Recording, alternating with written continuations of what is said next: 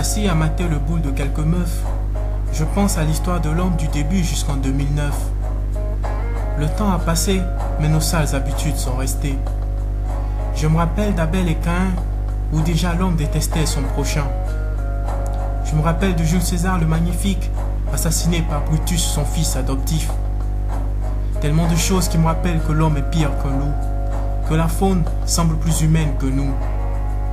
Je me rappelle du Christ trahi par Judas, et ça me rend triste rien que de penser à ses coups bas. Je me rappelle des Juifs torturés par les nazistes dans des camps de concentration. Je me rappelle des Noirs pendus par des racistes en guise d'exhibition. Je me rappelle des otages décapités par des intégristes en guise d'intimidation. L'élimination systématique de tous les sujets présentant des caractéristiques atypiques. Voilà la triste logique dans laquelle on s'imbrique. Diversité rime avec hostilité.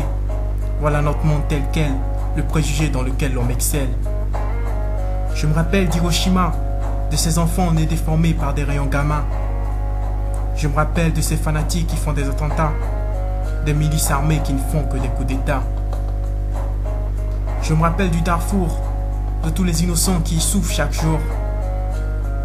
Les droits humains ne gisent que sur le papier, inefficaces et inappliqués dans la réalité. Je pousse un coup de gueule quand je vois à quel point ils s'en veulent. À quoi ça sert de dépenser de la thune pour rédiger des tests qui n'ont pas de burne? Au 3e millénaire, elle semble encore plus lointaine l'ère de paix. Quand donc sortirons-nous de cette géhenne? Quand donc retrouverons-nous le chemin du jardin d'Éden? Je me le demande encore et encore, même si la réponse, elle tarde à éclore.